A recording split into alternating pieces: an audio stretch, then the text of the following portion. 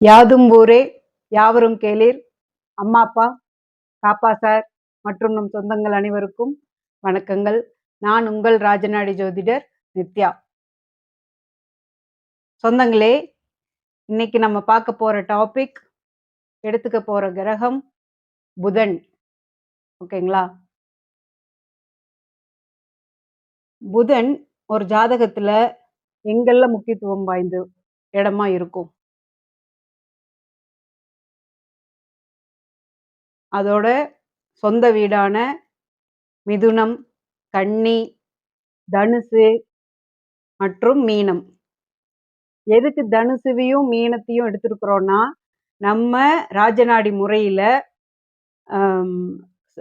அந்த ராசிக்கான 7ஆம் இடம்னு சொல்லி அது ஒரு விதி இருக்குது, ராஜநாடி ரூலு. ஸோ அதனால நம்ம தனுசுவையும் மீனத்தையும் எடுத்திருக்கிறோம். ஓகேங்களா? ஸோ புதன் இந்த 4 இடத்துல இருந்தா முக்கியத்துவம் வாய்ந்த இடம், புதனுக்குரிய இடம். ஓகேங்களா? அப்போ ஒரு ஜாதகத்துல, உங்களோட ஜாதகத்துல இந்த மாதிரி இருக்குது, இந்த 4 கட்டத்துல எங்கேயாவது புதன் இருக்குதுன்னா, அதை பத்தியான முடிவுகளும், அது பத்தியான தேடுதல்களும், அது ஓரியன்டாவே வாழ்க்கையை ஓட்டுற மாதிரியான சூழ்நிலையில தான் நீங்க இருப்பீங்க. அதே பேர்களுக்கும் நம்ம நிறைய பார்த்துருக்கோம் புதன் வர்றது. புதன் அதிகாரமா இருக்கிறவங்க எப்படி இருப்பாங்க, அவங்க நேச்சர்னு பாருங்க. அது உங்க குடும்பத்துகள்லயும் அந்த பேர்கள் இருக்கிறாங்களான்னு பாருங்க. தன்னை இளமையா வெளிப்படுத்திக்குவாங்க. மற்றவங்க கிட்ட இந்த கோல் மூட்டு கொடுக்குற குணம் இருக்கும். ஓகேங்களா? துடுக்குத்தனமா பேசுவாங்க. ஏதாவது ஒன்று அதில் ஒரு கொக்கி போட்டு பேசுவாங்க. ஓகேங்களா? மாட்ட வைக்கிற மாதிரி, அடுத்தவங்கள ஒரு இழுக்கிற மாதிரி, அந்த மாதிரி பேச்சு இருக்கிறவங்க, சுருட்ட முடி இருப்பாங்க. அந்த மாதிரி இருக்கிறவங்கெல்லாம் வந்துட்டு வாய் பேச்சில் வல்லவர்கள். எதையும் காரியம் சாதிப்பாங்க. ஒருத்தவங்களை நல்லவங்களாக்கவும் முடியும், ஈஸியாக கெட்டவங்களாக்கவும் முடியும் அவங்க பேச்சு திறமையினால. எழுத்து, ஓவியம், வரையுதல், இசை, அந்த எல்லாமே வந்துட்டு கலைகள் எல்லாமே வந்துட்டு புதனோட காரகத்துவம். ஓகேங்களா? பேர்கள்னு சொன்னோன்னு ஒன்று ஞாபகத்துக்கு வந்தது.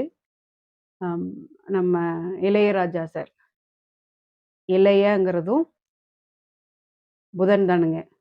இளைய, சின்ன, அந்த மாதிரி பொருள்கள், இளமை, இதெல்லாம் குறிக்கிறது எல்லாமே வந்துட்டு புதனை குறிக்குங்க.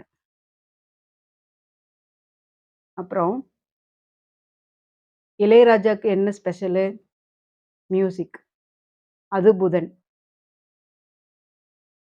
செவித்திறன், பாடுற திறன், கேட்குற திறன், அந்த கலைகளை உருவாக்குற திறன், இது எல்லாமே புதனுங்க. புதனே தான் நம்ம மகளுக்கு சொல்லுவோம், அக்கா தங்கச்சிக்கு சொல்லுவோம். ஸோ நம்ம ராஜநாடி முறையில் காப்பா சார் சொல்கிற மாதிரி, எது நமக்கு ப்ளஸ்ஸோ அதே தான் நமக்கு மைனஸ். ஸோ அவருக்கு புதனுங்கிற இசை தான் ப்ளஸ்ஸு, மகளுங்கிற அந்த சோகம்தான் அவருக்கு மைனஸ். ஓகேங்களா? அவருக்கு இந்த நேரத்தில் இரங்கலும் தெரிவிச்சுக்கிறேன். மனசுக்கு கஷ்டமாக இருந்தது கேட்கும்போது.